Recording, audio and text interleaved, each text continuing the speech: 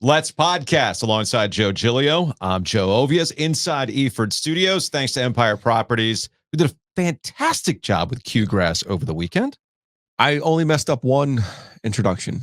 Yeah? Yeah. How did you mess it up? I don't even remember. I remember I wrote it down on the cue cards because I was worried about bringing the paper out there. Oh, right. Even though I printed the paper out on my Kyocera, thanks to Copiers Plus. Yes. But I had these note cards, and then I couldn't read. That's right. You couldn't read your own handwriting. Spiraled from there a little bit, but I recovered. Yeah. I recovered. Hey, look, man, that happens to me just about every show, in that I write all these notes down and I can't even read my own handwriting. So I feel you. That's why you got to print these things out. I also use the Kyocera to print out the script for Q-Grass. You can get to the bottom of this, save money, get your stuff to the cloud, all thanks to our friends over at Copiers Plus. Check them out online at copiers-plus.com. I also, on Saturday, I had a great time at Q-Grass. I feel like I was inadvertently assigned to doing post-game hockey YouTubes from here on out. I feel like I was ambushed with that. Ambushed? You and I had talked about, we'll do like the first game and then like the clincher or whatever it is. And next thing you know, it's you, me, and Maniscalco. We're all like, all right, we'll do this again Monday night. I'm like, whoa. No, sir. We're here. We're in our birth week, as Dan Orlowski has me all fired up now. We're claiming weeks and seasons here. I mean, all along we've tried to figure out, what's going to work. Yeah. Now I'll give you full transparency here. Mm-hmm. My thought process here is the Canes are going to play for the Stanley Cup. I don't know if they're going to win it. Yeah, I'm with you on that. I think they're going to win the East. Yeah, you and I are in the same boat of the Canes getting to the Cup. So you can't be a Johnny come lately and then just start doing post games either in the Eastern Conference Final or the Cup Final and expect to have an audience, right? So by starting in the playoffs here, you're going, okay, here's what we're doing. So when we're there, and our knowledge will build as we go along. I know. I'm just teasing. I'll be curious to see what we get out of the Carolina Hurricanes tonight. I'm not curious. I know exactly what we're going to get out of the Carolina Hurricanes. What are we going to get tonight? And you can play the audio, and I know you will, or play the clips, man, because I will tell you, they have a standard. The standard is the standard. That's their standard. Well, when they don't win, when they don't play, it's not win. Yeah. When they don't play the way that they want to play, you can count on them the next time coming out, giving you that they are going to play the way that they want to play. Hockey, puck luck, all of those things are all real. So I can't guarantee you they're going to win, but I will tell you, I expect to see a focused effort from the jump tonight. And not that they were off. I didn't think they were off at all. Mm-hmm. Again, you have to tip your hat to the way that the Islanders were able to play against them on Saturday. I think the Islanders are a very similar team to the Carolina Hurricanes. They're probably like a 2019 version of the Carolina Hurricanes. Sure. Right? Play well, play smart, play their style. They just probably don't have enough skill to pull it off. They don't have the dudes, which was always the case with the Carolina Hurricanes. You go back to 2019, great squad, great system. Obviously, they're going to play their ass off. They're relentless, but at some point, dudes will elevate, which has been the whole process with this Canes team in the window and who they went and got in Aho's level of play. But to your point about them not being happy, this was from Valley Sports, Hannah Yates talking to Kuznetsov after the game. And great third period, I thought, but clearly they're looking at the totality of the game. They didn't like the way that they played, and I thought his comments were interesting. Evgeny, you knew this would take all hands on deck here tonight to pull off the win in Game 1. How would you describe the biggest components that made this possible? Yeah, well, it was a tough game, and I think the first two periods went their way, to be honest with you, and I'm glad that we got the win, and that's not how we want to play, and we got to make sure we fix that for the next game. 34 saves by your netminder here tonight. How would you describe the impact he made? That's why they get paid. And when you think about the tone that this set for the rest of the series, how would you describe it? Hold on. When I was back at the studio monitoring the post game, just to kind of see who they were going to talk to, who was going to say what, and when he said that's when they got paid, and that's the end of it, I didn't know if is that just Russian, or is he just like, yeah, no, that's what Freddie's supposed to freaking do. I think this is the Teddy KGB character we've all been waiting for. How many Russians have we had here? So many. Right? So many. I think this is the one that we've been waiting for. Pay that man his money. He has the money. Anyway, he continues. We gotta be better. That was unacceptable for us. And be honest, I'm not a fan of the celebrating this stuff like after one win or whatever. I gotta make sure that we keep it emotions pretty even, because it's gonna be long series and it's gonna be a lot of tough moments. So we gotta make sure we control the emotions and energy. Thank you, Evgeny. So there you go. I absolutely loved everything about that from Kuznetsov. He was good. When we got him in the secondary scrum there, he turned to us, and the young gravy was with me, and Josh Graham was there, and he looks up and he That's goes, how you know it's playoff time. He stops and he looks up and he goes, I've already done 15 interviews today. My Russian's actually not terrible. I've already done 15 interviews today. Can we know? Can we not? And that was it. And Josh is like, well, isn't this the playoffs? Like, nah, and I'm dude. like, no, dude. Just the man's got a process. Yep. You got to respect the process. Yeah, man. These are adults. Look. Josh has been around long enough to understand, and he's been to enough playoff series to understand too. When you're used to going to college locker rooms where it's mandated they talk to you and they're up at the podium or whatever it is, and they got to answer all the questions. It's not like that in the pros. If they don't want to talk to you, they ain't going to talk to you. And that's the end of it. And I like that attitude. I generally like that attitude. Yesterday, Rod Brindamore had some availability ahead of today's game. Rod in peak playoff form. Rod, I listened to the full 3 minutes of the post game or of the post practice availability. His off day availability. There's the only thing that grinds him more than the off day availability is the pregame availability. Goodness gracious! And you and I talked about this with Maniscalco on Saturday night related to the goalies. Freddie Anderson is fresh for reasons we don't have to go over, but he was the Freddie Anderson that was promised on Saturday night. And now, even more importantly, he was the Freddie Anderson that we saw in the playoffs last year. Yes. You know what I'm saying? Because there were some questions, there were some injuries. Mm-hmm. There's even his own history in Toronto where you're going, what is this guy going to be? He authoritatively answered those questions last year in the Florida series. Do it. But Joe! They were swept and he lost all 4 games. Right. But he was outstanding. And he gave a signal to Tom Dundon. He gave a signal to Rod Brindamore and Don Waddell. I can help you win the Stanley Cup. Mm-hmm. I am capable of helping you win the Stanley Cup. We saw that on Saturday night. And which gets to the questions about rotation. And there's a difference between what we saw in the regular season out of necessity. Oh, yeah. Out of necessity. Absolutely. Versus where we are now with the breakups in the games, having a couple days here and there. But anyway, Rod was asked about how he's going to handle things going into tonight. To me, why is there even a question of who starts tonight? It's Freddie Anderson. There's no rotation going on here, but here's Rod in that exchange. Since you've had 3 goalies, it hasn't been uncommon for you to give the guy who started, the night before, the day off to rest. Have you made a decision yet on how you want to go with game 2? Meaning, do you want me to tell you? we definitely have, an idea of what we're going to do. Probably not change too much, but we don't want to say anything because we always wait till the game day just to make sure. Just to make sure, a.k.a. No. Unless something catastrophic happens to Freddie, he's going to be playing for the foreseeable future. And I'm totally on board with that. Yeah, something has to go wildly wrong for Freddie Anderson not to be the goalie. And I'm not trying to be hypercritical of Pyotr Kochetkov because I think he is still finding his way. I do think he still has a future as their number 1 goalie.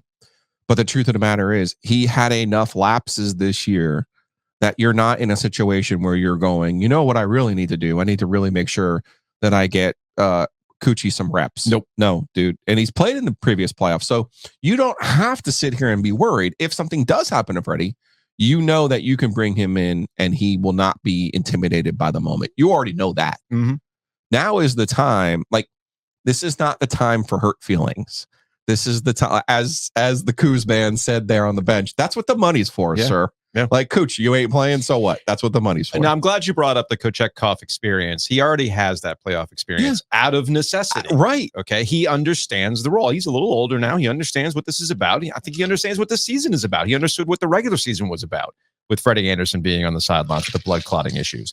I do not worry about Kochetkov in a break glass in case of emergency situation. Again, he's been in this situation before.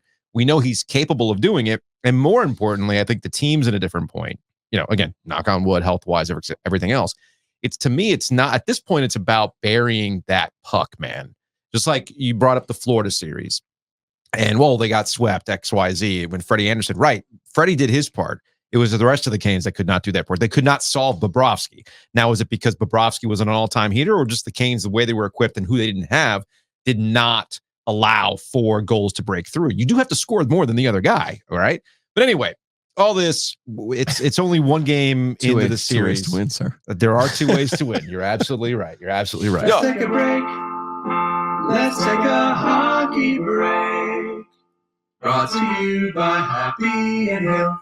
We've been doing one big hockey break thanks to our friends over at Happy and Hailed. Burnsy Bowl is available, section 123. They've got the Happy and Hailed cart along with the protein bowl. Sit down. Everything's nice and convenient. One thing about eating at the arena, all right, you want something that's easy to eat at the arena. Yeah. And having everything in one convenient bowl with all those delicious flavor combinations hits every single time, Joe. It's a nice base, too, sir. You might need that base. Pace yourself for the playoffs. Trust me when I tell you, base is necessary. Pace yourself for the playoffs. So anyway, hit Happy and Hail, section 123. Locations also in North Raleigh. You've got the Six Forks location. You also have the North Hills location. So go check them out. You were going to say. And Durham. Yes, and Durham. Our friends at Happy and Hail. And the steak is kind of the differentiator there as well. Okay. In the Burnsy Bowl. Oh, one other Canes note before we moved on to the rest of the NHL. Because we talked about this a little bit on Saturday in relation to the crowd and it being somewhat tentative, maybe out of it. I think the Islanders had a lot to do with it, but also there was a 5:00 start. And Seth Jarvis Stan on Twitter, chill out, big. There was a comment about tailgating yesterday. The ticket prices to VIP and Premier, which takes up a larger portion of the parking than a few years ago, have pushed back general admission parking where all the actual tailgating is happening. I think most people understand that. And that comment wasn't necessarily some sort of knock on what has happened to the Carolina Hurricanes fan culture. I think it's a byproduct of having been to the playoffs consecutively since 2019 and what the expectations are for this particular group and pacing yourself because going to the playoffs is not cheap. Yes. In 2019 was the first time in 10 years, man, let's go. And then you realize, oh shit. There's more rounds. There's more rounds. There's more games. And it gets more expensive. Yeah. And now the beer that used to cost $5 is now $9. All right. So these are things that I think fans recognize after not fatigue, but it's more of an education, more of an understanding of, hey, man, if we're in this for the long haul, we're going to have to pace ourselves monetarily. Yeah. I also noticed that this Saturday, there'll be another day game. The NHL has really been trying to establish some corners on Saturday afternoons. Yeah.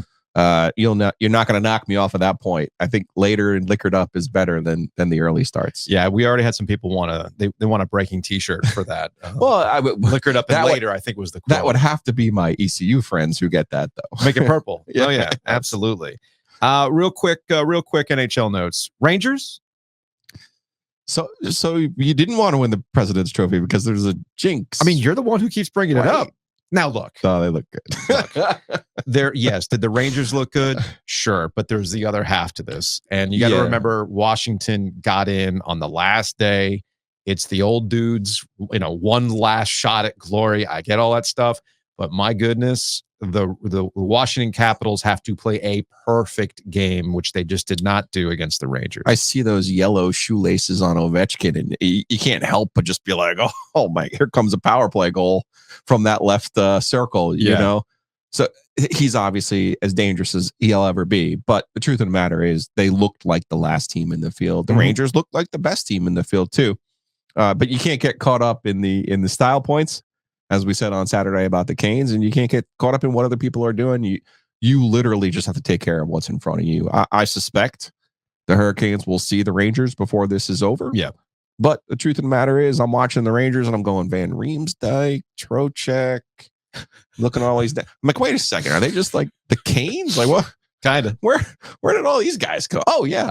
Well, the Capitals have Pacioretty too. Mm-hmm. And I'm looking at Pacioretty. I'm like, oh, okay. Now you want to play. Oh, I get it. Not that he wasn't hurt. Good for him. He's on the ice. That's all you can ask.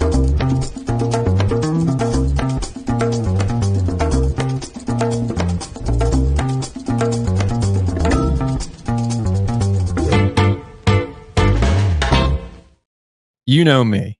I love an over, and I feel like a dumbass. Yeah, you're a mark. I feel like a dumbass with Colorado. I did not do anything with the Colorado Winnipeg game. Okay. Ended up being what, 7-6 the final? Yeah. But goodness, There was a lot of scores. They were trading paint. Now, that's what the Canes would have to look like if Kochetkov plays goal. Okay. Mm-hmm. So that's my concern on that. Not that you can't win that way, but you got to remember, Colorado won the cup 2 years ago with really replacement level goaltending. Yeah. Okay. It's possible, but it's really not something that you want to do. And my point is the Canes healthy with Gensel, and because that's all that stuff looks like a team that is capable of breaking through and having a big score fest if they want. Sure. If they want. Seth Jarvis, way he's been playing. At some point, Svechnikov will light the lamp. We get all that stuff. All of the home teams have won thus far in the NHL playoffs. Okay. So no series has started, is what you're telling me. No, nothing has started yet. No, I want to go with I got 2 plays for you today. All right. I think the Stars are the best team out west. They open up their run. I think they take care of the Vegas Golden Knights tonight. -140. That's fairly low. Like, just look at the Edmonton series. Edmonton's -180. The Canes are -250. I think the Stars are on that level. I think the Stars should be favored by more.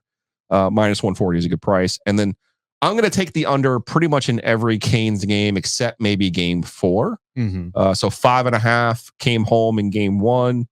The only thing you have to worry about there is the goalie getting pulled, but I like the under again tonight, 5.5 in the Canes Islanders. So I've got, I love my pre-built parlays for tonight. Yes, you do. You love your pre-packaged parlays. So we've got for plus 550, the Carolina Hurricanes money line, Seth Jarvis shots on goal over 2.5, and Sebastian Aho anytime goal scorer. That's not a bad little pre-package. So that's $5 down. What do I get for that, folks? I get $32.50 if that actually happens tonight. You know me and my $5 bets. I love them. I actually don't disagree with that one. So if you have not gotten on DraftKings, what are you waiting for? Now's the time. This is the perfect time to be on DraftKings. I love this time of the year. With all the playoff games going on, it's pretty interesting to get into the app and see what they're offering and like real-time wagering and everything else, all available on DraftKings. Yeah, I got a nice note from Al Tar Heel. Yeah. Al Hood. He goes, have you seen the baseball thing on DraftKings where they offer you, if they get up at any point by 2 runs? Mm-hmm. And he was like, I took some road teams. Obviously, you're getting more of a chance, blah, blah, blah, blah. And I was like, oh, that's really smart. Yeah. And he was like, no, thank you. And I was like, well, I didn't do anything. I'm like, you're the one who found it. So do yourself a favor, like, Al, go in, find out what these different offers are, take advantage of them, and get those bonus bets while you're at it. So use that promo code OG24. And all North Carolina customers can place a pregame moneyline bet on Carolina. And if they lead by at least 2 goals at any time during the game, you win, even if you end up losing the game. So download the DraftKings Sportsbook app right now. Use that promo code OG24. New customers that bet $5 will get $200 in bonus bets instantly. That's code OG24 only on DraftKings. The crown is yours. Gambling problem? Call 877-718-5543 or visit morethanagame.nc.gov. 21 plus, North Carolina only. Bonus bets expire 168 hours after issuance. 1 early win per opted-in customer. Max bets limits apply. Token expires at the start of the game. See dkng.co/ice for wagering, eligibility, and terms. Again, use that promo code OG24. Housekeeping brought to you by Enovana. Let's take a Nope, wrong one. If you have mess inside your mansion or trash in your cabana, get it clean with Enovana. I feel like I have to explain to you how radio is supposed to work. You know me, amateur hour over here when it comes to radio. Yeah, but like, I think you do the ad, then you play the jingle. Not do the jingle, then do the ad. I'm still going by feel on that. Okay. I'm still going by feel on that. I don't know. Sometimes I want to play it at the end of the conversation. Sometimes I want to start things off. You're saying there are no rules. You're saying, if you're going to make me do an After Dark for every game, I'll play the jingle when I damn please. But you do love arbitrary rules. I do love arbitrary. You will just come up with arbitrary rules and then change. I don't make the rules, Joe. I just know the rules. No, you are Calvin Ball. You are Calvin Ball. Well, you and I will go into something with a plan, and all of a sudden you go like, nope, on second thought, I have decided that the game is going to be played this way. I'm like, okay, fine, fair enough. Anyway, Edovana is perfect for this time of the year because They don't change the rules. they don't change the rules. It's very, very simple. They got a great website. More importantly, with peak pollen season, all that oak pollen, all that stuff that's outside, you're dragging that stuff in the Yeah, house. you are. You're dragging all that stuff in the house without realizing it. Edovana can get that stuff clean. So check them out. ENOVANA.com. Couple housekeeping notes.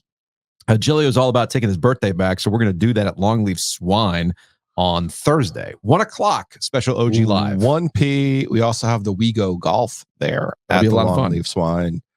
You're expecting me to participate in the program, or Yeah, do the show, then you can do the We Go. huh? Because I'll probably spend the whole time trying to get a hole-in-one on 17 at TPC. Should I just have Dimitri co-host the show that day? potentially? Jeez. Potentially. All right, fine. Speaking of birthday bashes, we've got the OG birthday bash at Shady's on May 3rd. We've got a lot of bourbon, great raffle. I did bring the cassette. Oh, good. It's been sitting on my counter for the longest I am time. going to. I have checked in Weston about this Here. now. Yeah, check it out. So you remember last year, before the playoffs, they had Seth Jarvis make a mixtape. Yeah, summer Or mixtape. a song list for the youths. Yes. So Joe Ovius had the really good idea of let's take Seth Jarvis's songs and put them on an actual cassette tape. Then we had the even better idea of let's have Seth Jarvis autograph There it is. said mixtape. So Weston, even before they got hot, so even before Seth got hot, And he's been hot, dude. has been blazing hot, said to me as a, if you had gotten Seth to sign a puck, which is normal, right? He's like, that's about $50.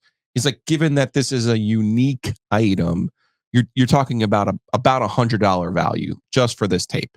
Love it. Okay. Because it is truly a one of one. And if you're not into collecting or you're unfamiliar with collecting, anything that's unique, a one of one is always going to have more value than just having him sign a stick or a jersey or a puck. Mm-hmm. That we have even the story behind it of him being like, yeah, I wouldn't know how to play that. I don't even know when him holding it up. So this is part of the raffle.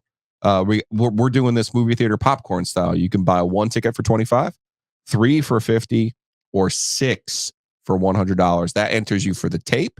It enters you for all of the bourbon and enters you for the sign, the Where's UNC sign, and anything else that we can come up with to throw into our raffle. We'll do that Friday, May 3rd at Shady's. That's for our birthday. Can't wait to celebrate. And again, this mixtape, this is his real autograph. We can put together a little social media thing where we remind people of him That we did this, yes. signing it and him doing it. But that's pretty good, man. That's pretty good. Yeah, Anna did a good job with some of the graphics over at Sound Off, and there is music on that tape. Yeah, it's an actual It's an functional actual tape. tape. It's a functional tape. The best part of this is the cracked case. I know. Like these things were not made. Well, here's the thing. Do you know how hard it was? Because he didn't do like a full 60-minute or 90-minute mix. He didn't know. He didn't know. So Right. I had to find, I'm like, well, how do I make this up? I actually found a 45-minute tape. I forgot they actually used to make 45-minute tapes back in the day. So found it. There it is. And we'll be auctioning that off at the OG birthday bash. Notice I've got the polo on today. I got the Rowback polo on today. See, So I got jealous. I got the little logo on. Can't even handle how jealous I am right This now. is, by the way, this is the perfect hoodie for this time of the year, right? Because spring chili hits differently than other chili. Okay. So Ben texted me. Yeah. And he goes, I think Ovius stole your care package. No, I didn't. So that he could be the only one. It was directed And to I me said- in my sizes because this hoodie would not fit you. No, I understand that. But Okay. what he's saying is, I think you actually came to my house in Garner Oh, okay. in order for me not to have my Rowback swag so Huh. that you could be the best dressed person on this program. You can be yourself, the best dressed person wherever you work, because Rowback can take care of you. RHO back. Rowback. You don't know me like that. Rowback, use that code OG20. Save yourself 20%, like our friend Ethan did. Mhm. Ethan Joyce texted me. He goes, you guys finally got me. Oh, we got And him on the he Rowback. And he sends me a screen grab of the Rowback. Nice. So I said that to Ben. I said, see? Costanza. Now, if you're buying Rowback, you want to save some money. Well, you can do that with your home and auto insurance. Go to Matt Davis, InsureGarner.com, theoginsurance.com, or call him directly now, 1-977-98277. Matt Davis at State Farm will take care of you. Again, use that phone number because you're going to talk to somebody directly in town, in Garner.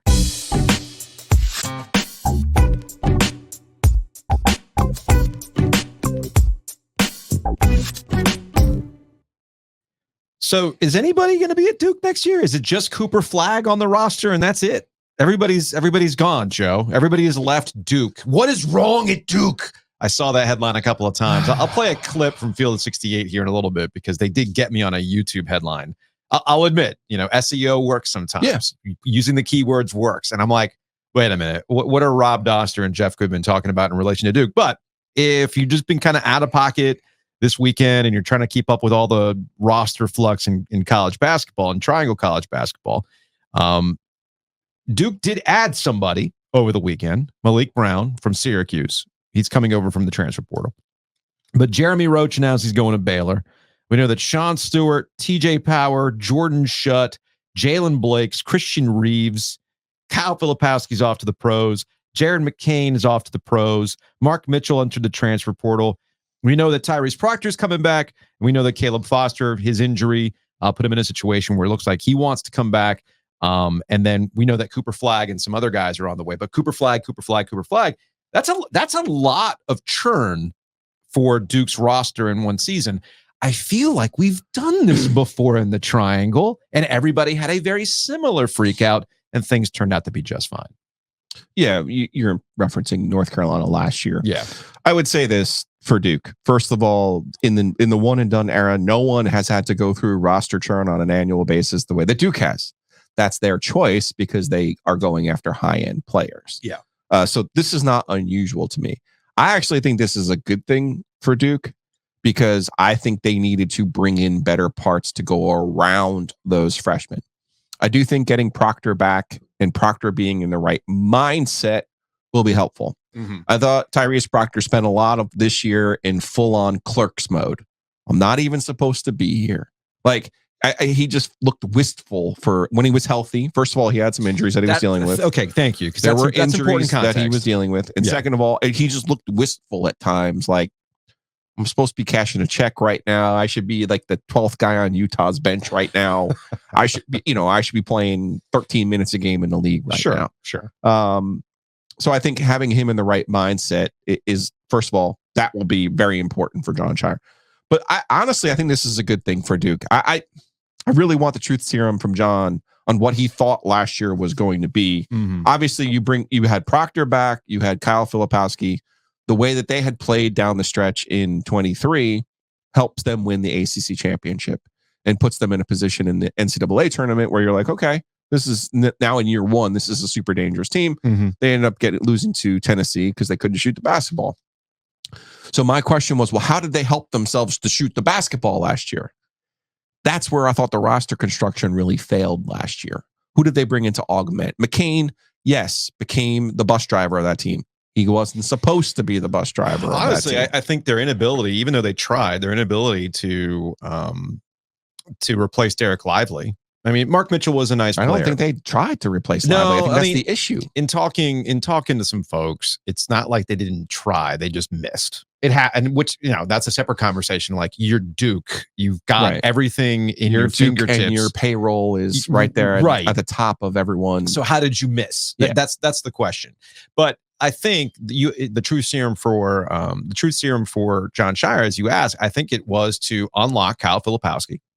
Okay. Yeah. And it was also having guys like Tyrese Proctor healthy. And then you had these depth guys as freshmen, Jared McCain and Caleb Foster and the like, to come along and complement, Jeremy Roach understanding his role. Again, through a series of injuries, misses in the portal, it didn't pan out that way. But also, I feel like the conversation around Duke has been kind of strange in that, on one hand, you look at who they lost to, and yeah, it's kind of embarrassing. You got swept by Carolina in the regular season, and then you got bounced by NC State twice. All right. You got bounced by NC State in the ACC tournament, and then you got bounced by NC State in the Elite Eight. But they got to the Elite Eight. I was going to say that's a nice basement to have. That's the other side of it. They didn't even get that far last year with an arguably better season. They got bounced by Tennessee. So they kind of scratched and clawed their way with a really herky-jerky season to the Elite Eight. Again, the standard at Duke is a little bit different than other places. But I do caution people of kind of wondering, like, well, wait a minute, that was a failure. Is John Shire in trouble? I saw that positioned on YouTube. I saw that positioned on social media. I'll use this clip from Field of 68 from Rob Doster, and I'll admit they got me on the headline. Is Duke in trouble? What's going on with John Shire? But there's a deeper conversation that I actually follow. It's looking a little bit like a situation where you lost that senior leadership, the veteran leadership. You lost those older voices in the locker room. And as good as Cooper Flagg is going to be, I am absolutely 100% going to have very large reservations about building an entire program and an entire team around a dude that doesn't even turn 18 until late December. He's going to be the single youngest player in all of Division I basketball next year. And I think his ceiling is incredibly high. I think he has like all NBA caliber. I think that's what he's going to end up being in the NBA. I still think he's more of a defensive prospect, more of an Andre Karolinko, maybe with a little bit more of an offensive arsenal long term. You were a big Andre Karolinko fan, Mark. Big Karolinko fan. AK-47, man. I mean, I think that's what he's going to end up being at the next level. But I do have doubts about the way that you're going to be able to use a guy that he's going to be 17, man. He's going to be 17 for 2 months of the season. We saw this happen with Gigi Jackson at South Carolina, and I think Cooper Flagg is better than Gigi Jackson. But how often have we seen these reclassified freshmen step in and have like a really, really big impact beyond what would has anyone lived up to the expectations reclassifying? How often have you seen somebody like Cooper Flagg? Not that often. So again, that's Rob Doster and Jeff Goodman, Field of 68, getting to the meat of what the actual conversation was. And if all the chips are on the table for Cooper Flagg, the dude better live up to the hype. He better live up to the hype. Now, I've seen Cooper Flagg highlights, but we don't know how this is going to play out on college basketball. It also is antithetical to what we've seen out of college basketball these days. If this were 2015, I think people would look at this a little bit differently. But as we approach the 10-year mark from the Duke one-and-done championship, what have we seen in college basketball that lends itself to more success? How has UConn won back-to-back national titles? It hasn't necessarily been by having the superstar freshman be your bus driver. They couldn't get Cooper Flagg. They won the damn thing 2 years in a row, and they still couldn't get him. So I understand the sentiment around this when it comes to Duke. I really do. Listen, I honestly think this is a good thing for Duke. Okay. I think Brown, the numbers that he put up at Syracuse, I think you now you add one more guard. Why they didn't bring Roach back, I'm sure they figured that out, whatever they thought Roach was going to be or not going to be. Did that hurt Foster? I don't know. When I was listening, or does it hurt Proctor? I don't know. When I was listening to Field 68 over the weekend, they talked about, was it leverage to get money or whatever it was from Duke? I wouldn't think that. Not at Duke. They got the money. I would say this. You just said UConn. UConn had a guy who began his career at Loyola. Yeah. Sam Spencer as their main primary shooter. Mm-hmm. I think Duke needs to humble themselves a little bit on it has to be a player from Stanford. Oh, it has to be a player from Northwestern. Okay. Oh, it has to be this. No, go and get yourself someone who can help you. I think Common Maloich is going to be the one who really helps Flagg, Joe. The big guy, the 7'1" in the middle. You talked about Derek Lively not being able to replace Lively. I think Maloich is that type of player who's going to really help them. And then now you're counting on Evans or I'm going to say Neipel as the shooter. Those are young guys. These are now you're bringing in 4 or 5-star guys. Now all 5 stars aren't created equal. You're right, but I think 2 of them really are going to be off the charts, really good. And now you have Proctor in the right mental space, Foster healthy. That gives you another guard. And then Brown from Syracuse, 9 and 7 last year, kind of in a complementary role, athletic, defends, does some of those good things. I think they're going to be, to your point about Carolina retooling around Baycott and Davis. Yeah, I think Duke is retooling the right way. I would like to see them add one more veteran guard out of the portal, which they're certainly capable of doing. One other, you mentioned Stanford. Well, Carolina had a Stanford guy in Harrison Ingram, but he's no longer a Stanford guy. He's a Tar Heel for life, Joe. He announced he's going to be going pro.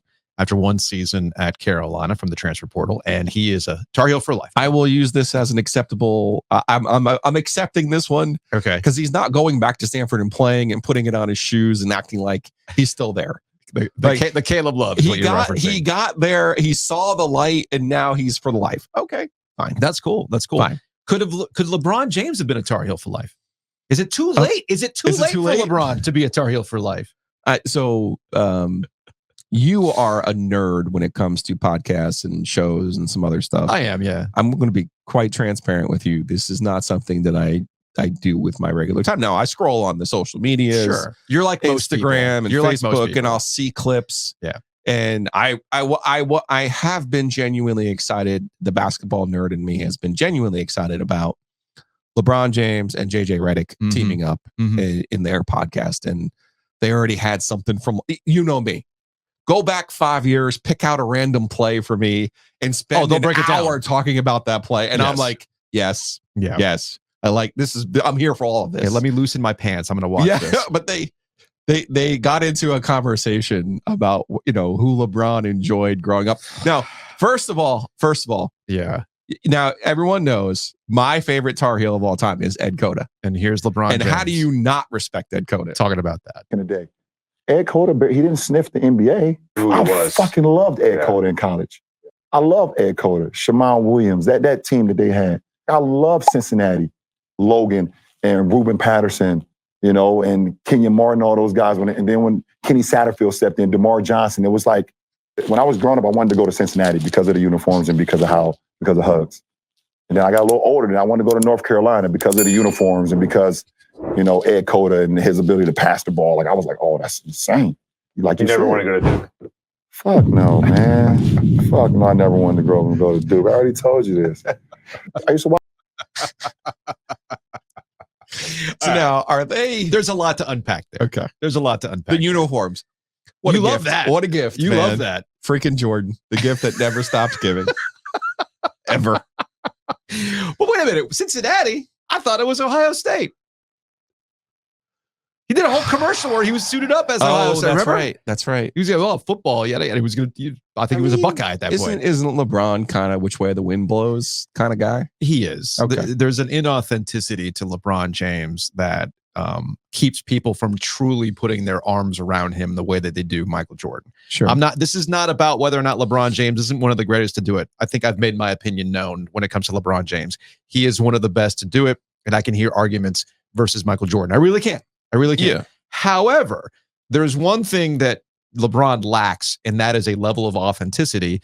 And he's just kind of going wherever it goes. Yeah, F Duke. Oh, F Duke when you were helping Mike Krzyzewski recruit? When you were part of Team USA? F Duke?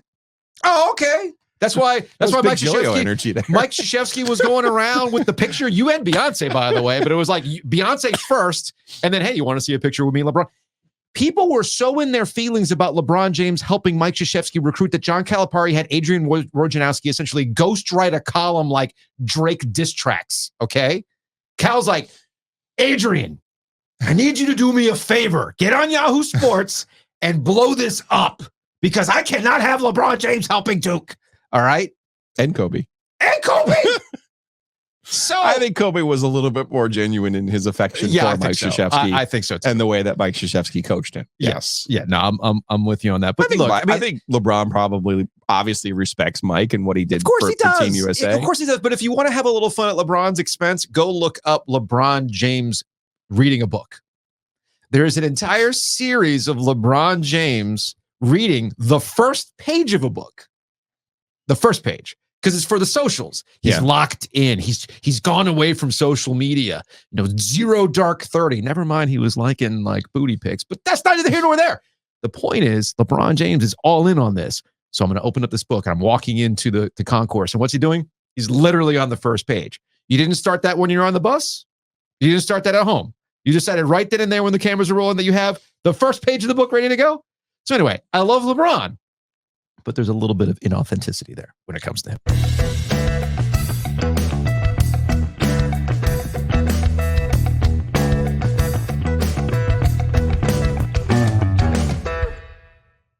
So better now that I have something in common with LeBron. And that is? I love to say about Tiger Woods, we had one of the same back surgeries. So LeBron and Tiger Woods actually have the same birthday, 12/30, which is Jamie Gillio's birthday. So now I have something in common with LeBron. Our favorite Carolina player is Ed Cota. Ed Cota.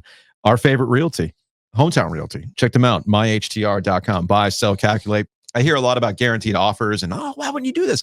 I don't know, because you're leaving money on the table, especially at the state of the market right now in North Carolina. So buy, sell, calculate, go to myhtr.com. Let's say you bought a house. Let's say you've refinanced. Let's say you got a speeding ticket. Whitaker and Hammer, attorneys and counselors at law. They can help you out on any number of those things. Offices across North Carolina. Check them out, wh.lawyer. Again, that's wh.lawyer.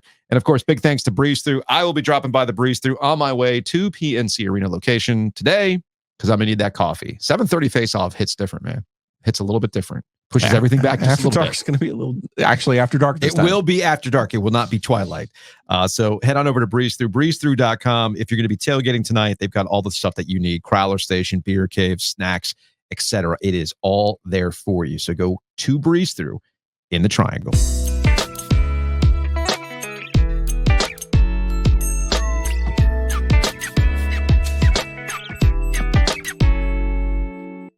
And now to talk to a man who clearly loves Carolina because of the uniforms. He is Julian Council, Locked On Panthers podcast. Julian, what's going on, man? Not much. How are you guys? We're good. We're good. Are you locked in for draft week?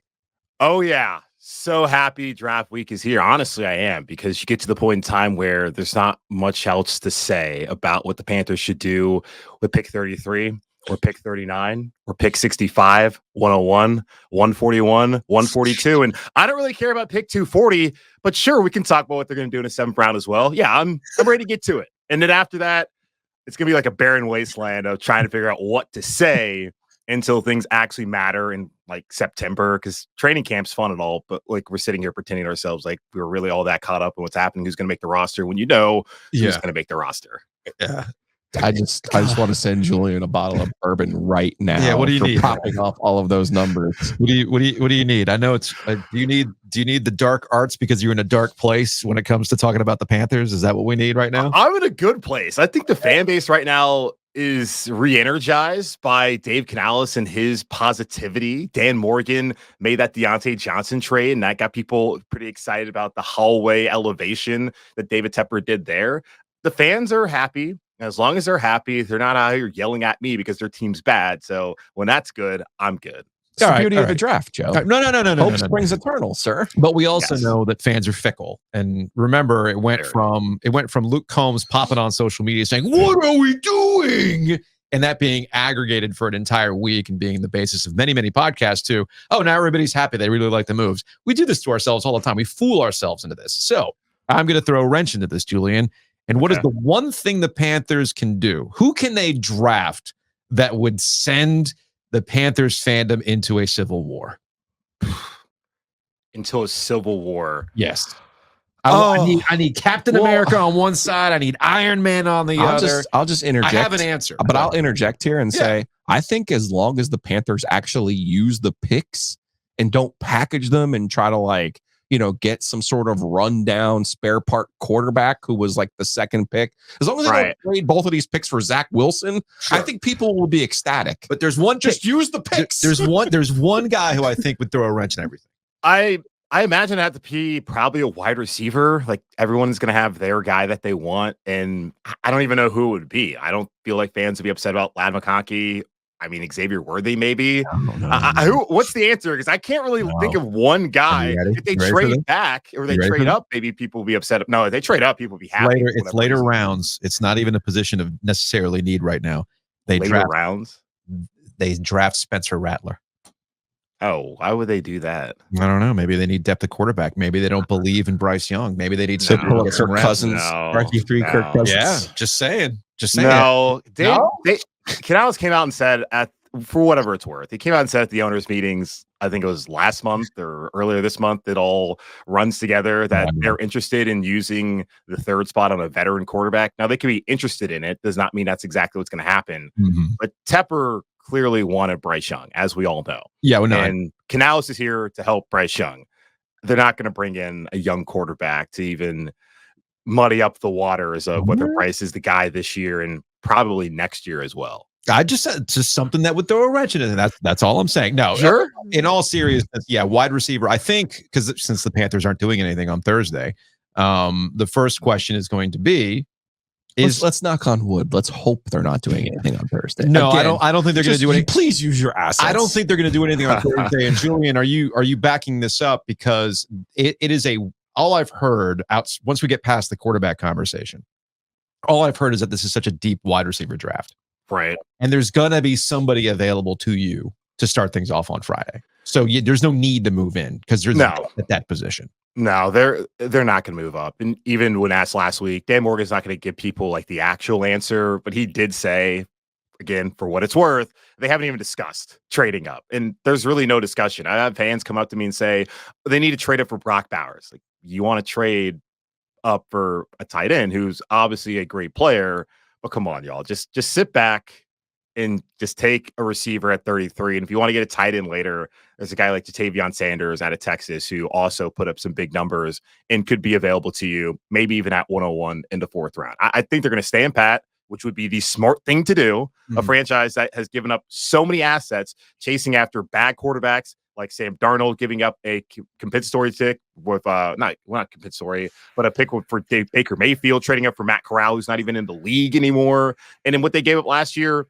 for Bryce. Like, not having number 1 pick for me is more upsetting that they can't trade back into the position that the Bears were in last year, where they could feed off a team's desperation. And the Panthers are desperate enough to get Bryce Young. Imagine the desperation had they been sitting at number 1 and Caleb Williams is sitting there on the board this year. So that's really where they missed out, more so than they couldn't draft a receiver number 1 overall. But they need to stay there at 33, not move, and just take best player available, which they say they're set up to do. They're not going to go receiver, right? With those 2 picks? No. Okay.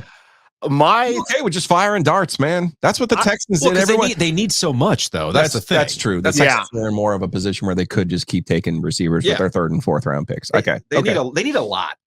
Exactly. And that's the thing, too, where they probably need to trade back. Like 33, they're going to value it as a 1st round pick. And effectively, it is a 1st round pick. They're going to get a player who's 1st round caliber there at 33rd overall. Then by the time you get to 39, that's always every year one of the most tradable assets in the draft. It's still a top 40 pick, early enough to get someone who can be an impact player for you. Now, the Panthers could use that impact player.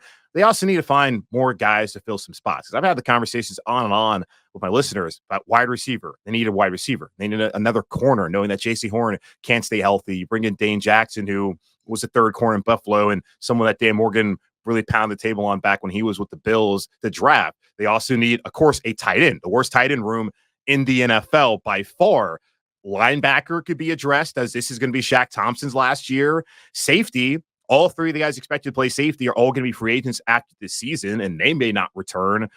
Defensive line, they could maybe use another defensive lineman, as they had to bring in Ashawn Robinson this offseason. Edge could be addressed. I don't understand how fans are more excited that Davion Clowney's here over than Brian Burns, but that's their perspective. He could be gone after this season. So could DJ Woolen. They need to be thinking about the long term, not just about this season, which I don't think is going to lead to very many wins again. There's so many areas that they need to address where it would make the most sense for them likely to trade back at 39 so that they can get another pick in day 2 and maybe even pick up another pick in day 3 if possible. Yeah, I have because you still have the 3rd round pick at 65. The way I look at it, they just need to keep throwing darts. On the defensive side, Julian, and I think you were the one who said this, that they switched to a 3-4 because of David Tepper. But if you're going to switch to a 3-4, then I have no problem with you basically being like, we have Derek Brown. He's a space eater. The 2 guys on the ends, traditionally, Burns doesn't fit into that type of system. So if you want to do something else, fine. But when you talk about linebackers, well, traditionally with the Steelers, those were the playmakers. That's the outside guy that you have to get. Now, it's probably not going to be running around in the top 40 there, but again, there's nothing wrong with just throwing those darts.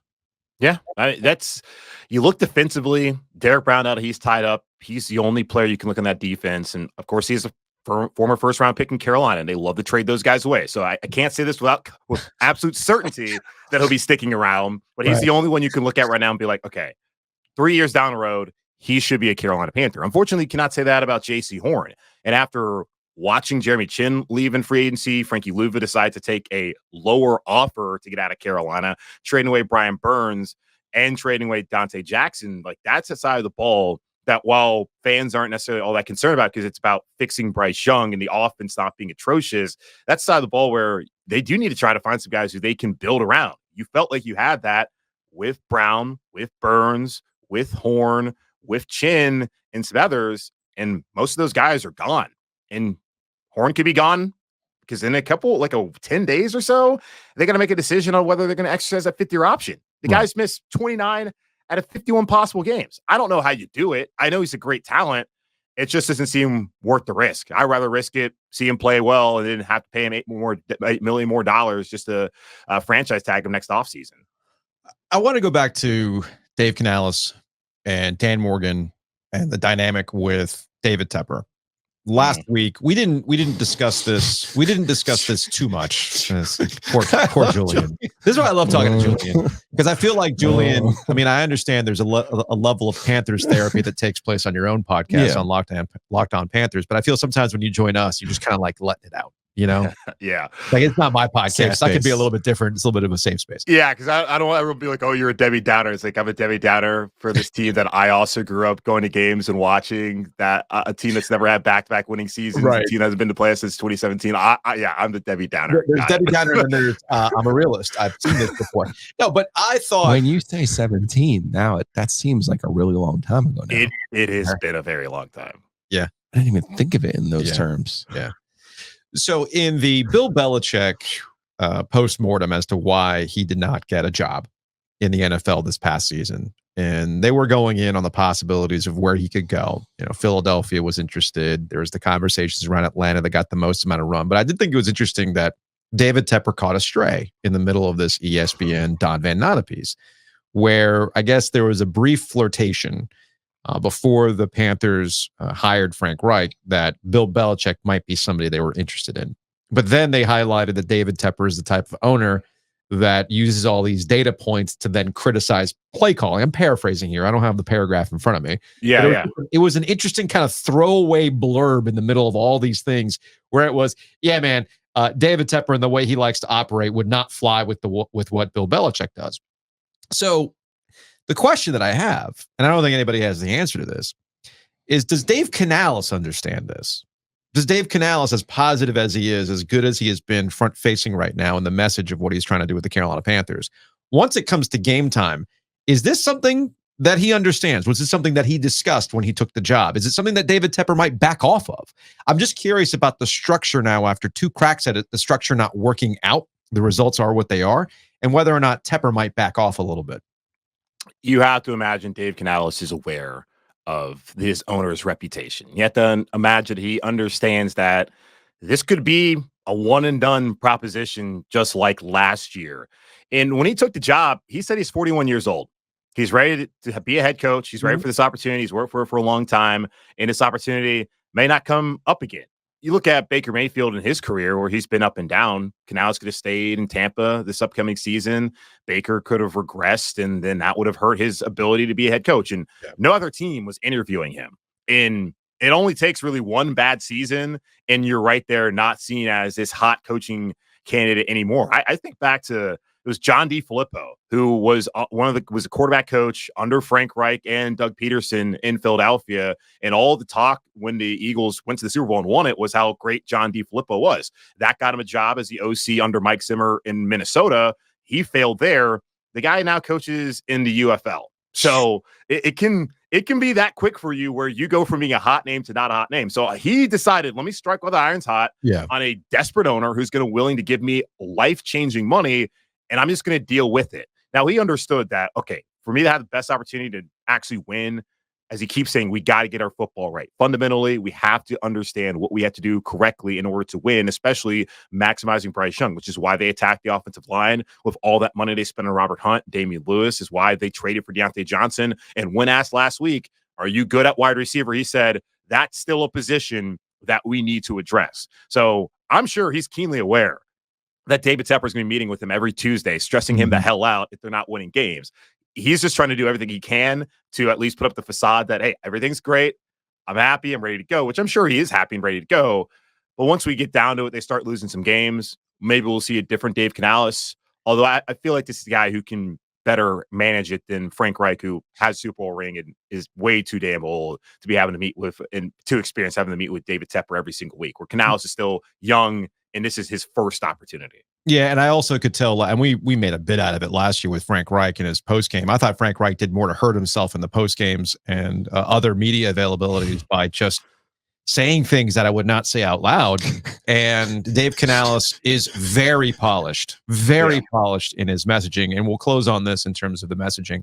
The other thing that I've noticed about the Panthers so far this offseason, different than when they had Matt Rule, who was clearly very involved with how they wanted to position themselves social media wise. Yes. And last year with Frank Reich was almost, they treated it like a movie. We're going to hit all these nostalgia points for you from the 80s and the 90s to make you feel good, even though the product itself might not be good.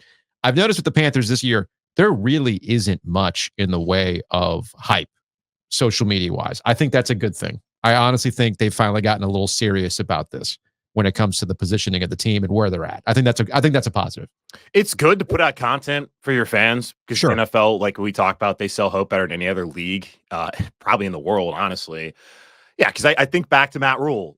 It's the offseason drama sponsored by Honeywell. Is he going to keep Cam? Oh, I'm ready to coach Cam. And then a week later, Cam Newton has been given the opportunity to exercise it or they look for a trade after all the money for quarterbacks is already off the market. Then last year, it was the blueprints that they were being laid out, this all-star coaching staff, them using bits of LockedOn Panthers and without my permission, and then saying, no, we don't want you to come cover our team full-time in the fall. But yeah, it's good to see that. Whoa.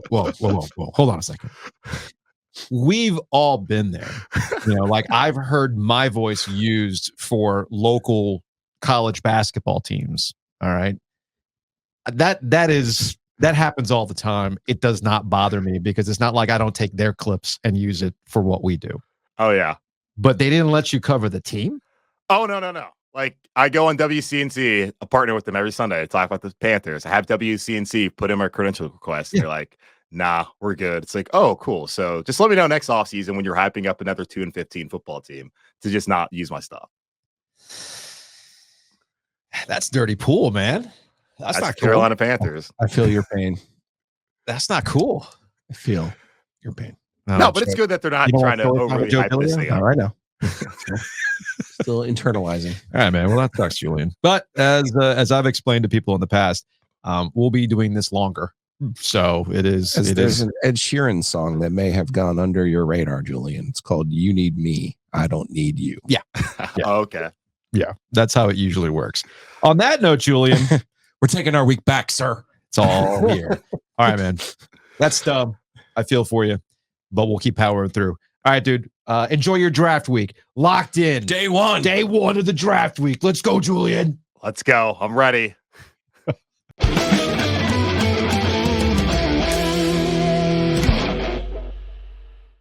Absolutely love catching up with Julian. Absolutely love when we get big events coming to the Triangle. We got an FC series matchup coming to Keenan July 23rd. It is Man City versus Celtic FC. Are you hyped for this, Joe? I actually am. I had already purchased tickets thanks to the Ken. Mm-hmm. Ken, our guy, the Ken, is a big Man City fan. So now, obviously, you're not getting their A side, if you will, or whatever soccer term you'd like to use. Mm-hmm. But it's a spectacle, and we had Wrexham here last year in Chapel Hill. So good on Bubba Cunningham and the crew over there at UNC for getting another one of these big events. Yeah, and Celtic is from the Scottish Premier League based in Glasgow, and they're going to have, I believe they've got an American on this squad. Cameron Carter-Vickers is on Celtic. So you can see this big event. It's all taking place on July 23rd. You can get tickets at Ticketmaster.com. It'll be a lot of fun. You know how I am about spectacle. Yeah. And there's something about these FC series games. You have the people with the scarves. You've got the signs. I hope they don't have a scarf on July 23rd in Chapel They're Hill. still going to have them. At this point, I'm guessing with the scarves, they have to have like there's a company. They need a Roback scarf. That's what I'm saying. Roback makes these, performance materials that are moisture wicking. They have to have a moisture wicking scarf at this point. Do they not? Do they not? Anyway, last year at Keenan, they had Chelsea and Wrexham, and it was a sold-out crowd. They had just over 50,000 people showing up for that. But you can go get your tickets right now. You can go to fcseries.com. It's at ticketmaster.com as well. And I believe we're going to have some tickets to give away on social media this week as well. So be on the lookout for that. Again, Man City, Celtic, coming to Keenan, July 23rd. And you get your tickets right now. Big thanks to Two Roosters. They've got a very cool Stanley Cup promotion taking place right now. Smart man. Very, very smart man. Go to tworoosters.com to check out the flavors right now. They got rotating flavors all the time, along with their favorites, but they're also doing a Stanley Cup fill-up. If you've got one of those Stanley mugs, because remember, everybody was all hype about those Stanley mugs not that long ago, right? So if you've got a Stanley mug, and actually, it's any 30 or 40 ounce tumbler. Now, but I'm telling people to bring the Stanley Cup to make it really real, for real. But yes, if you bring in a 30 or 40 ounce tumbler, you can bring in the breeze through tumbler. You will get 4, as they describe it, hefty scoops of their choosing for just $12. So to celebrate the Canes, they're also bringing Stormy Tracks, which is a PNC exclusive to all shops for Tuesday's event. That's a vanilla base with Oreos, fudge, and M&Ms, and you can fill your Stanley Cup and grab some scoops for your individual tumbler. All right, let's do it one more time. Because I love an over-under. What's that? So Stormy Tracks, the most popular seller at PNC Arena. Yeah. Okay. So it's obviously been a whole season. Mm-hmm. We just saw them go through more than 200 gallons of Tuffy Tracks, right? I'm going to set the over-under for season of Stormy Tracks. You ready? 1,975, since that was the year I was born. 1,975. You going over or under? Let's go over. Got me again, man. Loving over. Got me again. More than 2,000 gallons of Stormy Tracks. Listen, all of those people can't be wrong, sir. They cannot be wrong. And I already know what you're thinking. Julio, every time I go over there, there's a line. Yeah, there's a reason why. For a reason. There's a reason why. It's unbelievable ice cream. Yes. So the line moves, first of all. Second of all, yes. Take your time. You want the Stormy Tracks? Get the Stormy Tracks. You want the fastball? The bourbon coffee? Get the fastball. Just check out Two Roosters, not only at the arena, but OG home base over on Lake Boone, and then off of Person right here over by our friends at Oakwood Pizza Box. That's my shop. That is my shop. Speaking of the OG home base on Lake Boone, check out the Butcher's Market, thebutchersmarkets.com. I'll be dropping by this weekend because it's about that time where I dust off the grill, get it prepped, as hopefully things will get warmer. You might want to tailgate. Let's say you just want to get some sandwiches for tonight. You don't have time. You don't have time to break out the grill, but you still want a nice, hefty meal before you head on in. Butcher's Market can provide that with their sandwiches. So go pick them up on your way to PNC Arena and enjoy the game tonight. Again, that's thebutchersmarkets.com.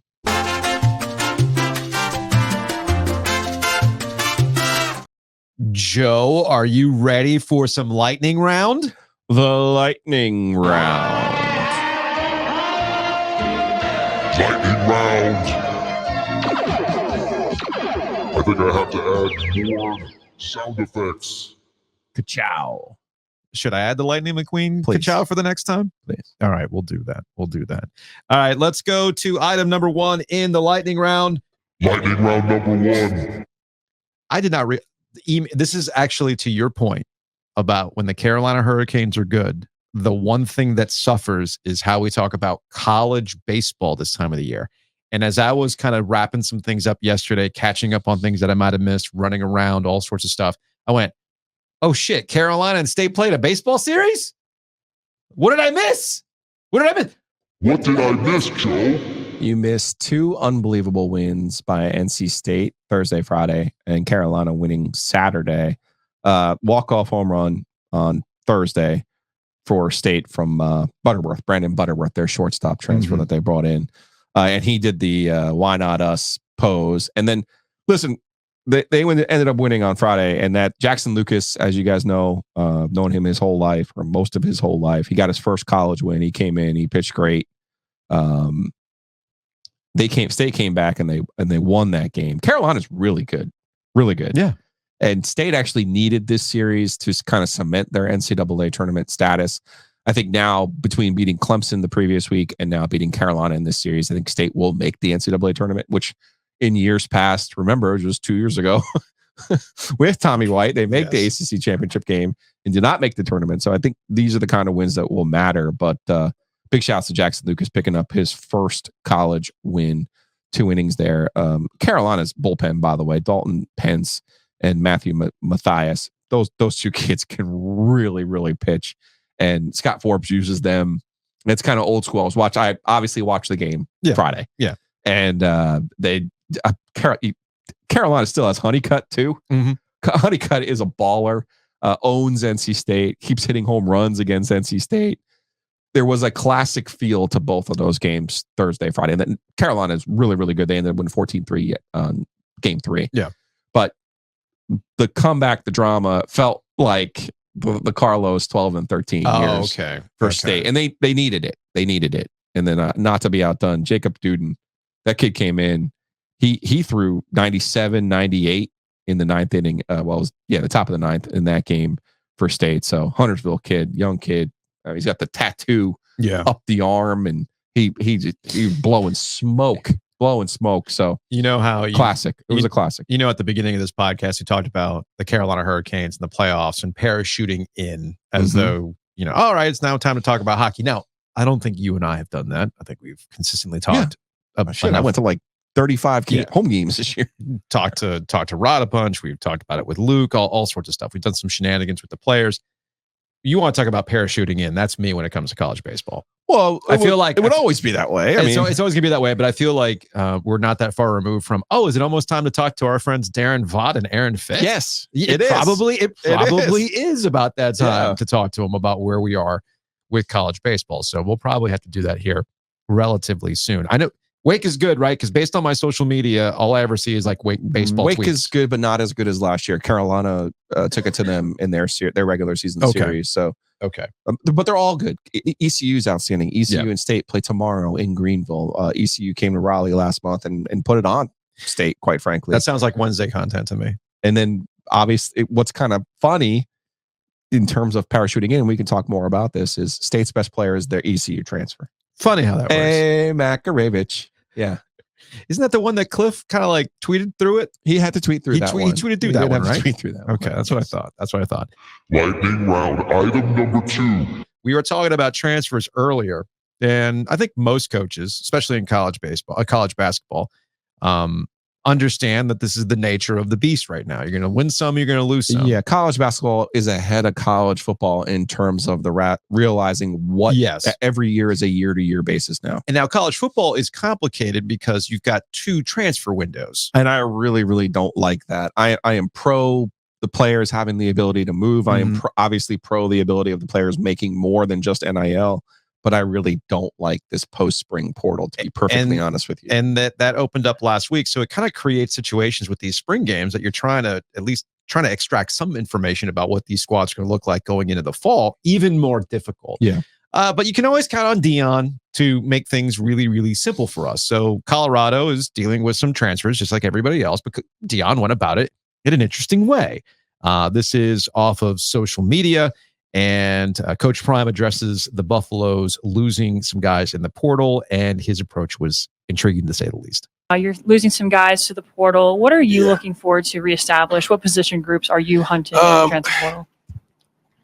I wish you guys do a little more homework when you start talking about the portal and understand what we're losing.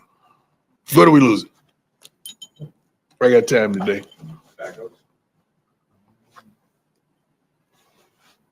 What are we losing? Potential starters and potential. depth. Where? Tight end, running back. You haven't been watching practice, huh?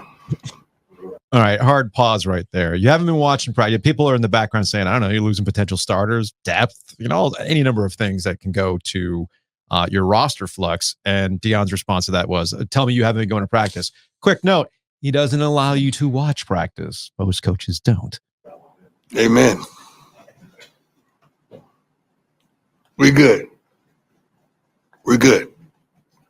I trust the recruiting team I trust our coaches. And please have some faith in me. We good. We all right. So anyway, there's Dion essentially saying, if I can kind of cut through the BS, yeah, those guys suck.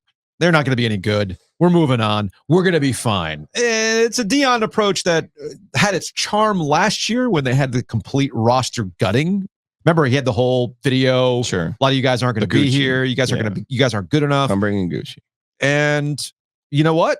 It started off just fine, but they did finish the season 4-8 when it was all said and done. I was just about to give you the trivia question. Did you know what their record was? Yes, they went 4-8 last year. Dion did the one thing I asked last year. I only asked one thing out of Deion Sanders last year, and that was to embarrass Matt Rule in year one, which is what happened. So, but now, the charm is gone, and now it's about putting a winning football team out there. And look, I'm not saying that what Colorado's dealing with is unique, because everybody deals with this stuff. It's just unique in the way that Dion handles it. Yeah, normally I will try to understand both sides of the reporter question and the coach question. Sure. The reporter question was fairly open-ended and innocuous. Like, hey, what do you do with... His answer didn't need to be what it was. His answer could have been like, hey, there's two portals. This is part of the reality of college football now. We're going to lose some players. But, for the most part, we kept the guys that I think are going to help us win football games next year. Mm-hmm. That's kind of the easier way to do that. But obviously, that's not how Dion that's not operates. the polish that he was looking for. No, but you know what, though? I still say Dion's good for college football. He's a personality. He draws eyeballs. I think Dion's good for his kids. And I will be proven right. I will ultimately be proven right about this. All right. This is a guy who all he really cares about is coaching his kids. And we'll see what happens when Shedeur gets to the NFL. Let's get to lightning round item number 3. It's your favorite kind of tweet, Joe, from Dan Orlovsky. Fall in love with earn, not get. Let's attack today and have ourselves a freaking day one of NFL Draft Week, Joe. Let's get after it. I was thinking about this. Things I can't stand, right? Yeah. For life, forever, for always. People not understanding the definition of those words. That has rankled me through most of April. And now lately, these so-and-so's third string tackles on their 30 visit today. Like it's college football recruiting from 1988. Oh my God. Go peddle your softcore porn somewhere else, sir.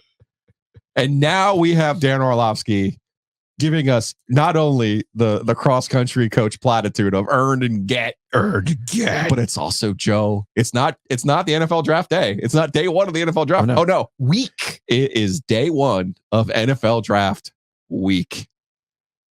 Perception is reality, man. And the NFL has the world by the balls for now. Yeah. Speaking of perception, the perception seems to be that the JJ McCarthy wagon, or the JJ McCarthy wagon, has left the barn. It's all in on the JJ McCarthy thing. Where's he going to go? Is he going to go higher than other people? And then, of course, there's some level of drama as to whether or not Jaden Daniels is going to want to play in Washington potentially. Okay. So I'm like, okay, which now has led back to Drake May potentially being the number 2 guy. It's funny. We go from week to week. The teams who pass on Drake May will regret passing on Drake May. No, Merrill Hodge said that Drake May is the kind of guy who's going to get you fired if you draft him. So, or it could be the other way around. You get fired because you didn't draft him. Sure. So maybe Merrill Hodge will ultimately be right. But yes, I'm ready for the draft to actually happen, because I think this is a draft. If I can actually crystallize a point with this year's draft more than anything else, after the number 1 pick, it is wide open. I honestly do think it's wide open. I don't think it's going to shake out the way that some people are saying it's going to be. I also think somebody's going to move up to take a quarterback, and that's when the drama will really start. I also suspect by the 4th game of this season, we're going to look back and go, look at who has Marvin Harrison, and go, that was the best player in this draft. Oh yeah. I think if I had one prediction for this draft, it would be it's going to be him. Yeah, I can see that. Lightning round item number 4. That was scary sounding. Our friend Josh Goodson, who, by the way, his new Twitter avatar is him and NC State basketball coach Kevin Keats, and I cannot think of a more appropriate avatar for Josh Goodson. It's perfect. I hope Josh got paid by... That was his payment. Was that the payment? Got a little quality time with Kevin. I think he got paid by a Final Four appearance for NC State. Yeah. The way he was out of there right quick, too. He was on that red eye right after the game, and I'm like, I'm sitting there like, I'm like driving to Vegas, and he's like, I'm home, and I'm like, how? Speaking of how, Josh tweeted that out in relation to Scotty Scheffler. 53 consecutive holes, scoring 4 or better. Last made 5 on a 15 on the 15th hole in the first round. He was minus 20. 20 under par. Yeah. So he got to 60 holes before he bogeyed the 72nd hole of this tournament. But where were they? He still won. Harbor Town. Is that a typical score? 20 under? Well, he won it at 19 because he did bogey the last hole. All right. That's a tough track. It's a ball striker's track. It doesn't matter right now what type of track it is. All right. Scotty Scheffler's locked in and dialed in. And Valhalla, where the PGA is here in a few weeks, is absolutely the type of track that fits his game. Okay. So it could be, we could be seeing Scotty Scheffler as a minus favorite, which I don't think we've ever seen, even with Tiger at his peak of his powers in a major. I did not get my plus 12,000. Will there be an albatross at this tournament? I love it though. I love that you're finding these little nooks and crannies in the gambling world. Speaking of fives, lightning round item number 5. The NBA. Are you missing a star player? You might want to. Not a problem in the NBA, apparently, as key teams with key players are missing guys, and it was not that big of a deal. Look, I think Dame Lillard stole the weekend with his performance yesterday. 35 points in the first half, of course, 0 points in the second half, which is an interesting thing. Didn't need him. Clearly not. I love the stats that were making the rounds yesterday on social media, where it was like the Pacers are currently outscoring Dame Lillard. The problem is everybody else is also scoring for the Bucks. So look, good job, good effort for the Indiana Pacers in this series. The Bucks can get by the Pacers without Giannis Antetokounmpo. They've got Dame. It's fine. It's how far can they go without him? Is the Vegas question. Was saying, to be perfectly honest with you. It's Vegas though. It's about where the money's moving on that. Some of it. I mean, okay. The East is kind of a mess. I think Pat McAfee had this one right yesterday. He tweeted while Boston was blowing through the culture. Yeah. They were like, he tweeted, I think it was the Heat, the Celtics really are a wagon. I was like, yeah, man. Mm-hmm. Like, unlike hockey, you usually get that, first round where you're like, oh, this team's really good. I look around the rest of the East though. Joel Embiid's knees are not going to allow him to really make much noise for the Sixers. The Bucks are coached by Doc Rivers, so I think that's also why you're seeing a lot of early money being on the Pacers. That has more to do with it. In addition to Giannis with, really not being healthy and unable to play, obviously, in game 1. Can I get odds on the Doc Rivers excuses when they don't win it all? Probably not. I honestly, I think they'll win this round, but I don't see them making much of a deep run. Okay. The East is a mess. The West is where the intrigue is. You have those two young teams in Oklahoma City and the Timberwolves, the Pups, baby. The Ant-Man on the come up. So it's interesting to see how they'll handle very challenging opening round matchups. Clearly, they're better than the Lakers. Denver is. Yeah. Right. So Denver's the best team. That's what I'm getting at. Is that the Denver is clearly the best team. They've been the best team, but the West is not going to necessarily be a walk for them, given what we've seen out of some of these young squads. Even though the Lakers look like it's going to be a walk for them, because the Lakers just aren't, they're not good enough. Right. The Lakers are just not good enough. LeBron James he might have a game in him, but he doesn't have it consistently enough. And I think the Lakers offseason is going to be the most intriguing because there's going to be questions about LeBron James and the makeup of that team and where he wants to finish his career. He has made it clear that he would like to finish his career there. He would like to. Their third wheel is kind of what the issue is right now. D'Angelo Russell is having his problems. And listen, Denver has the best player in the NBA. Whether whoever wants to admit it or whoever wants to throw shade at Jokic, they can go right ahead. But the truth is, he's playing at a level that a big man of that size we really haven't seen. That wraps up our lightning round. We should get a sponsor for the lightning round. Okay. Is there like a power company? Can we do that for trade? Is there a power company? Can we please? Yeah, can we do that trade-wise? Like, hey, Duke, I would take. Tell you what, we don't pay electricity bills, and you sponsor the, Find It Duke, all that kind of stuff, right? Maybe we do that. That's different, but just a thought, because that's saving money.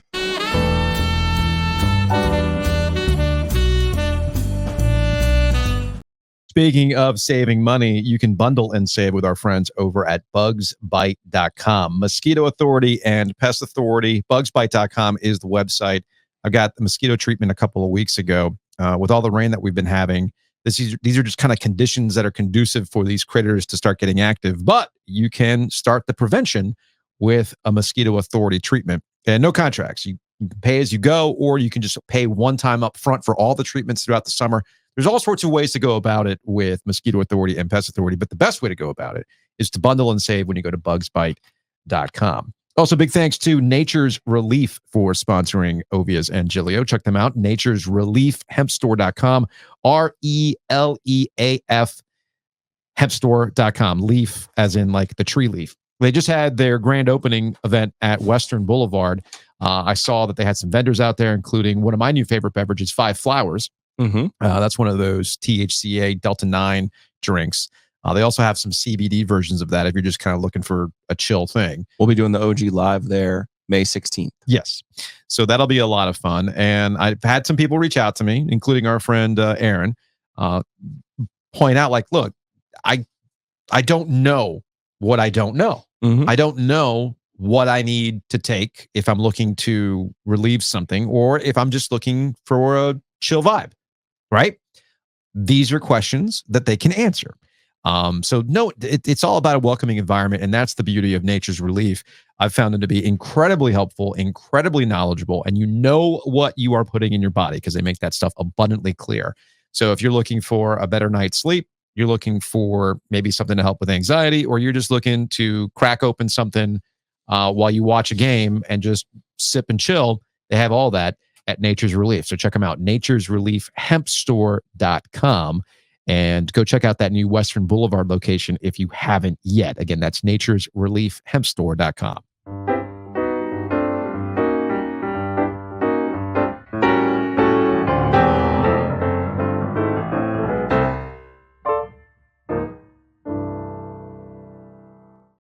All right, let's get out of here on some Hey Joe questions. Let's get into the YouTube comments. Hey baby, I hear the podcast calling. From Doug, go hammer the teacher. You threw some people off last Thursday with your pacey. It was a good one, I thought. I have good moments. I had to go back and because I remember that first season of Dawson's Creek was somewhat controversial. Yeah, because man, big time. Because of the pacey teacher relationship. Yes. Go hammer the teacher. Tamara. Yeah. Jeez.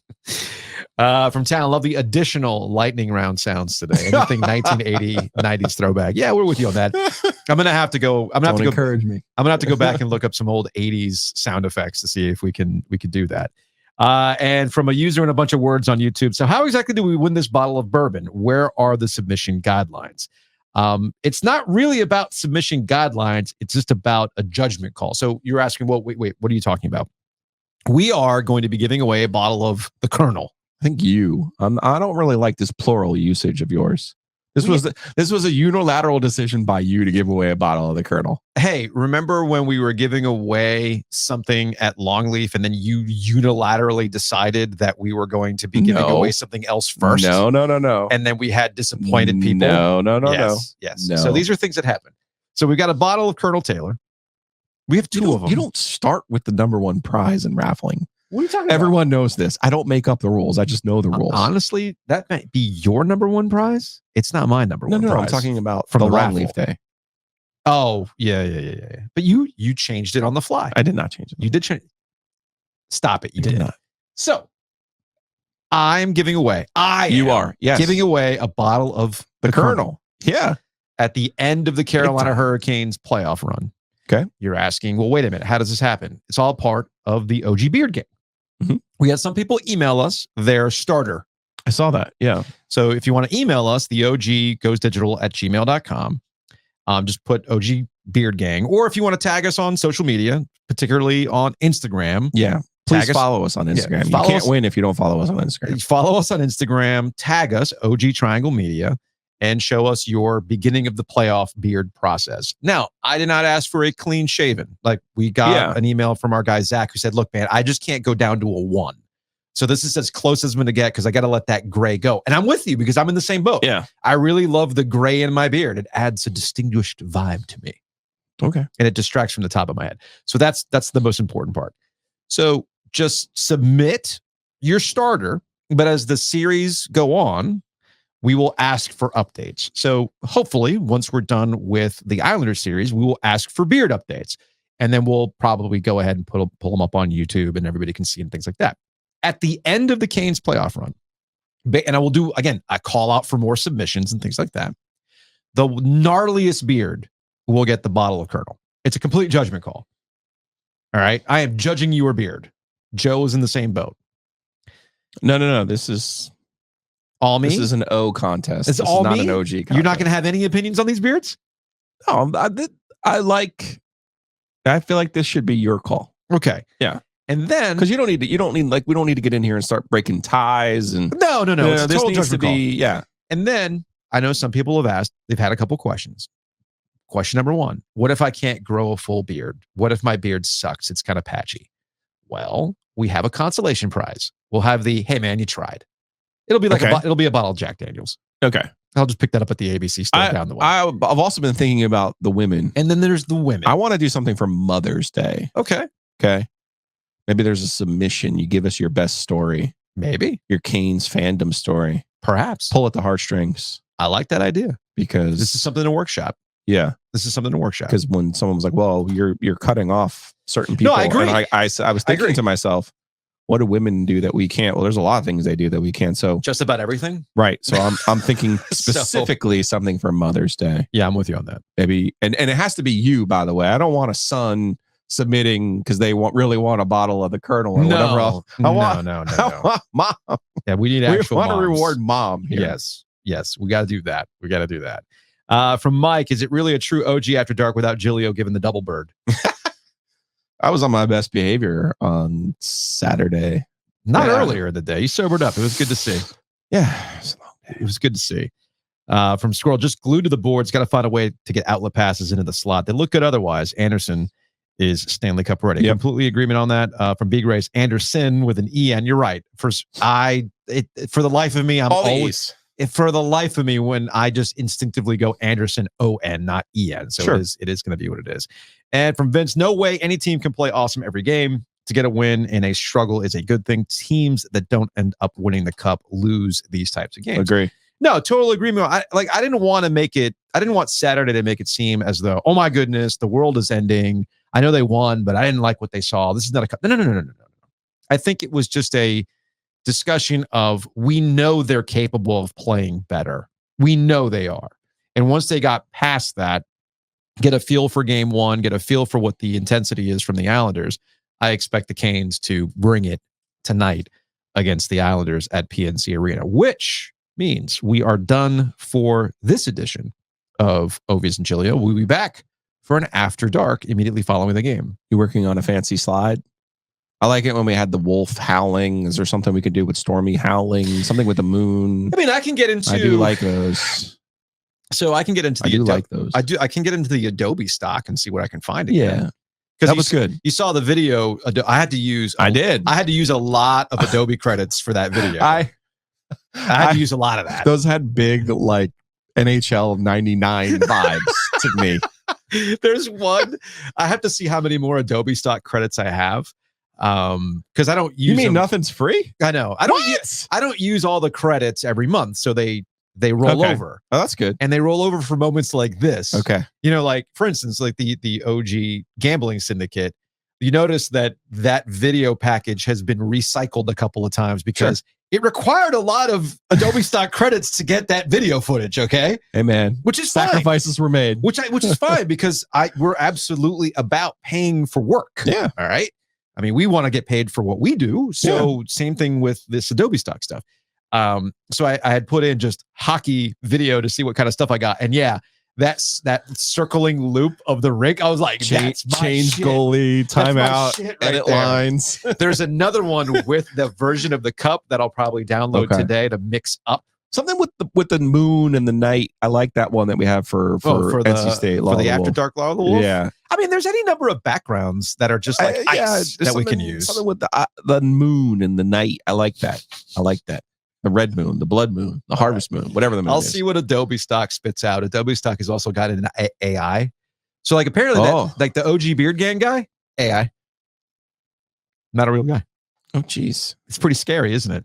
Pretty soon, you won't know if you're watching AI versions of us while we're on vacation or the real us. We're not that smart. That's a good point. All right, we'll see you after tonight's game between the Islanders and the Canes.